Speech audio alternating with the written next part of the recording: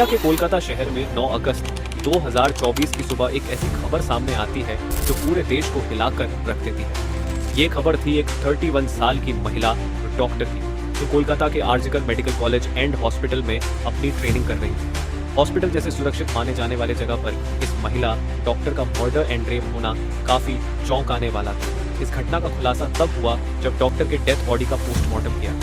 इस रिपोर्ट ने लोगों की रूह तक को हिला दिया, क्योंकि यह मामला सिर्फ एक मर्डर का नहीं बल्कि इससे कहीं ज्यादा खौफनाक केस था। पोस्टमार्टम रिपोर्ट में खुलासा हुआ कि उस डॉक्टर की हत्या गला घोंटकर की गई थी, इतनी ताकत से कि उनका थायराइड कार्टिलेज तक टूट गया था। इस हत्या के पहले डॉक्टर ने अपनी जान बचाने के लिए कोशिश किया था। इसका सबूत उनके शरीर पर मिले कई निशानों से मिला। सबसे डरावना सच तब सामने आया जब डॉक्टर के प्राइवेट पार्ट्स पर घावों के निशान पाए गए। इससे साफ हुआ कि यह सिर्फ मर्डर का मामला नहीं था, बल्कि ये रेप के बाद किया गया एक खौफनाक हत्याकांड था। हॉस्पिटल के परिसर में इतनी बड़ी घटना हो जाती है और किसी को कान खबर तक नहीं होती। क्या उस रात कुछ ऐसा हुआ था जिसे जानकर आप गुस्से से बौखला जाओगे? क्या वहाँ कोई और था जिसने इस क्रूर घटना को अंजाम दिया? और अगर था तो आखिर कौन था? इन्हीं सवालों के जवाब खोजते हुए हम आज की इस वीडियो में आपको बताएंगे कि आखिर क्या हुआ था उस रात इस मेडिकल कॉलेज के शांत माने जाने वाले परिसर में। जब आपको सच का सामना होगा तो यकीन मानिए आपके भी रोंगटे खड़े हो जाएंगे। Guys, before starting this video let me tell you कि मैं यहाँ पर उन फीमेल डॉक्टर को श्रुति नाम से रेफर करने वाला हूँ, एंड ये उनका रियल नेम नहीं है। सो कंफ्यूज मत होना। श्रुति एक जूनियर डॉक्टर जो कि कोलकाता के RG Kar medical college and hospital से अपनी डॉक्टर की ट्रेनिंग ले रही थी। 8 अगस्त 2024 और दिन की तरह श्रुति अपनी नाइट शिफ्ट पर होती है और वह अपनी जॉब कर रही होती है। तभी रात के 11 बजे उन्हें अपनी मदर का फोन आता है, जैसे कि हर दिन आता था, क्योंकि पेरेंट्स को तो अपने बच्चों की चिंता हमेशा होती है। श्रुति की मदर उनसे पूछती है कि क्या तुमने खाना खा लिया और तबीयत वगैरह तो ठीक है तुम्हारी? जिसके रिप्लाई में श्रुति बोलती है कि उनकी तबीयत एकदम ठीक है और वो बस अभी कुछ पेशेंट्स को देखने जा रही है, जिसके बाद वो अपने कलीग्स के साथ बैठकर खाना खाएंगे। अपनी मदर से बात करने के बाद श्रुति पेशेंट्स को देखने राउंड पर निकल जाती है। सारे पेशेंट्स को देखने में और अपना काम खत्म करने में श्रुति को रात के 2 बज जाते हैं, जिसके बाद वो अपने कलीग्स के साथ जाकर हॉस्पिटल कैंटीन में ही बैठ जाती है, जहाँ मिलकर ये लोग अपना खाना भी खाते हैं और साथ साथ थोड़ी बातें भी करते हैं। खाना खाते खाते और बात करते हुए रात के 3 बज जाते हैं और इस वक्त श्रुति थोड़ी थकान सी फील कर रही होती है, तो वो अपनी थकान दूर करने के लिए इस हॉस्पिटल के 4th फ्लोर में बने सेमिनार हॉल में जाकर रेस्ट करने लगती है। श्रुति के रेस्ट करते करते सुबह के 7:30 बज जाते हैं और वो तब भी इस सेमिनार हॉल से बाहर नहीं आती, जो कि काफी ज्यादा अनयूजुअल था, क्योंकि श्रुति कभी भी आधे 1 घंटे से ज्यादा का ब्रेक नहीं लेती थी। हॉस्पिटल का एक वर्कर जो कि सुबह की शिफ्ट स्टार्ट होने से पहले हॉस्पिटल के सारे रूम्स को चेक कर रहा होता है और वो ऐसे ही सारे रूम्स को चेक करते हुए इस सेमिनार हॉल की तरफ आता है। जैसे ही वो सेमिनार हॉल के बाहर आकर उसका गेट खोलता है, उसकी आंखों के सामने होता है एक भयानक नजारा, जिसे देखकर वो बहुत जोर से चीख पड़ता है।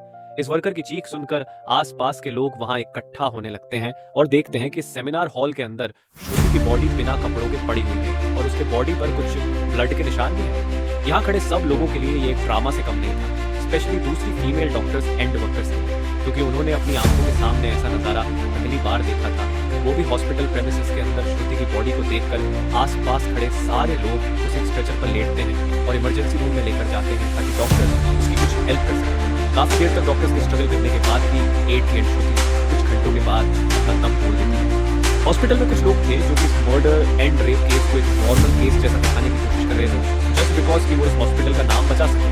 बट जब पोस्टमार्टम रिपोर्ट्स आती है तो सब दूध का दूध और पानी का पानी हो जाता है। इन रिपोर्ट से साफ साफ पता चल जाता है कि श्रुति के साथ किसी ने जबरदस्ती गलत हरकत करने की कोशिश करी और जब वो इस इंसान से अपने आप को बचाने लगी तो उसने उसका गला घोंट दिया, इवन उसे बहुत बुरी तरीके से मारा भी और फिर उसका रेप भी। ये सारे प्रूफ मिलने के बाद ये केस पुलिस को हैंड ओवर कर दिया जाता है एंड पुलिस वाले इस क्रिमिनल को पकड़ने के लिए लगते हैं। सबसे पहले पुलिस उस क्राइम सीन पर ही छानबीन करती है जहां ये सब हुआ था।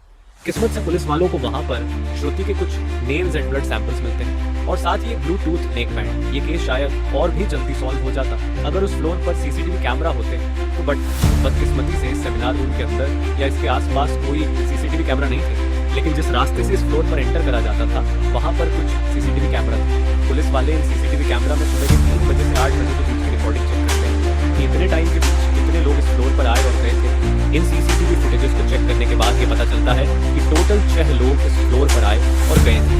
ये पता लगने के बाद पुलिस वाले एक एक करके इन 6 लोगों को पूछताछ के लिए बुलाते हैं कि वो लोग वहां पर उस टाइम क्या कर रहे थे। और इन लोगों को इस बीच यहाँ कुछ भी अजीब दिखा नहीं। इन लोगों से पूछताछ के दौरान पुलिस वाले उनके फोन का ब्लूटूथ भी ऑन करके चेक करते हैं कि जो ब्लूटूथ हेडसेट उन्हें मिला था वो इनमें से किसका था। क्योंकि आपको पता होगा ही कि एक बार अगर आप किसी ब्लूटूथ डिवाइस से अपना फोन पेयर करते हैं तो अगली बार वो उससे इजीली कनेक्ट हो जाता है। और फाइनली पुलिस वालों की एक ट्रिक काम भी आती है, क्योंकि ये ब्लूटूथ नेक बैंड इन 2 लोगों में से एक आदमी के फोन से कनेक्ट हो जाता है, जिसका नाम था संजय रॉय, जो कि एक सिविल वॉलंटियर था। सिविल वॉलंटियर वो लोग होते हैं जो कि पुलिस के अंडर काम करते हैं और उनकी हेल्प करते हैं छोटे मोटे कामों को मैनेज करने में। लाइक आपने बहुत सारे फेस्टिवल्स अनऑथराइज्ड पार्किंग या भीड़ भाड़ वाले एरिया में देखा होगा कि कुछ ब्लू कलर की यूनिफॉर्म्स पहनकर ऑफिसर्स खड़े रहते हैं, जिनका काम होता है कि विदाउट एनी रीजन कहीं पर भी ज्यादा क्राउड इकट्ठा ना हो। तो अब पुलिस वालों को अपना पहला हासिल मिल चुका था। इसके बाद वो संजय रॉय से और गुस्से से पेश आने लगते हैं। बट संजय पुलिस वालों की किसी बात का भी जवाब नहीं दे रहा होता, क्योंकि वो काफी ज्यादा नशे की हालत में थे। इस बीच पुलिस वाले संजय का फोन भी चेक करते हैं, जिसमें उन्हें भर के पोर्नोग्राफिक कंटेंट मिलता है, जिससे उनका शक यकीन में बदल चुका था कि संजय ही श्रुति के मर्डर का मेन कल्प्रिट है। इसके बाद पुलिस वाले संजय रॉय को और ज्यादा डराने लगते हैं। एंड फाइनली वो डर कर अपना गुनाह कबूल भी कर लेता है कि उसने ही श्रुति को मारा है और उसका रेप किया। ये पता लगते ही कुछ पुलिस वाले और प्रूफ्स कलेक्ट करने संजय रॉय के घर जाते हैं, जहां पर उन्हें एक शू मिलता है जिसके ऊपर कुछ खून जैसे ही धब्बे थे। तो पुलिस वाले उसका सैंपल कलेक्ट कर लेते हैं। थोड़ी और तलाशी लेने पर पुलिस वालों को संजय के घर के बाहर कुछ कपड़े सूखते हुए दिखते हैं, और ये वही कपड़े थे जो कि उस दिन संजय ने पहने थे, क्योंकि ये सब सीसीटीवी कैमरा में कैप्चर हो गया था, जिससे जाहिर था कि संजय ये प्रूफ मिटाने की भी कोशिश कर रहा था। बट जब संजय को पूछताछ के लिए पुलिस स्टेशन में लाया गया था, उस वक्त वो काफी ज्यादा नशे की हालत में था। तो क्या वो ये सब बस इसलिए कर रहा था ताकि उसे कम सजा मिले, जस्ट बिकॉज वो उस वक्त नशे में था? बाद में जब पुलिस वाले उस शू पर लगे ब्लड सैंपल्स को चेक करवाते हैं तो वो भी श्रुति के ब्लड से मैच हो जाता है, which was a solid proof against him। इन सारी रिपोर्ट्स एंड डिटेल्स को एक साथ कंबाइन करके पुलिस वालों को पता चलता है कि उस रात संजय रॉय काफी ज्यादा नशे की हालत में था और वो रात के 11 बजे हॉस्पिटल में एंटर करता है। संजय अक्सर उस हॉस्पिटल में नाइट शिफ्ट किया करता था, तो उसे यहाँ की काफी अच्छी नॉलेज भी थी कि कहाँ पर कैमरा है और कहाँ पर नहीं।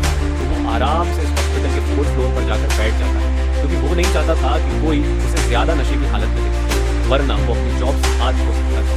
4th फ्लोर पर आते ही वो अपना आराम से सोता है। जब उसकी आंख खुलती है तब तक सुबह के 3 बजे।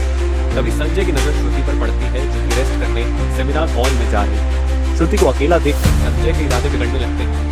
वो पहले काफी देर तक इस फ्लोर के चक्कर लगाने लगता है, ये कंफर्म करने के लिए कि कोई यहाँ पर ज्यादा आ तो नहीं। जब उसे लगता है कि हाँ उसका रास्ता साफ है, तो वो 4 बजे सेमिनार हॉल के अंदर एंटर करता है और फिर वहां से 4:45 पर बाहर आता है। इन 45 मिनट्स तक श्रुति के साथ इस आदमी ने क्या क्या किया होगा और वो कितने पेन से गुजरी होगी, ये सोचकर ही किसी का भी दिल सहम जाए। स्पेशली श्रुति के पेरेंट्स, जिन्होंने इतनी उम्मीद से और सैक्रिफाइसेस करके अपनी बच्ची को डॉक्टर बनने भेजा था, एंड श्रुति अपने पेरेंट्स की अकेली बेटी थी, तो उनके लिए तो ये किसी मसले से कम नहीं होगा। एंड गाइस, ये केस अभी भी क्लोज नहीं हुआ है और 23 अगस्त तक संजय राय को कस्टडी में रखा जाएगा। जानकारी देखने के लिए चैनल सब्सक्राइब करें। Thank you.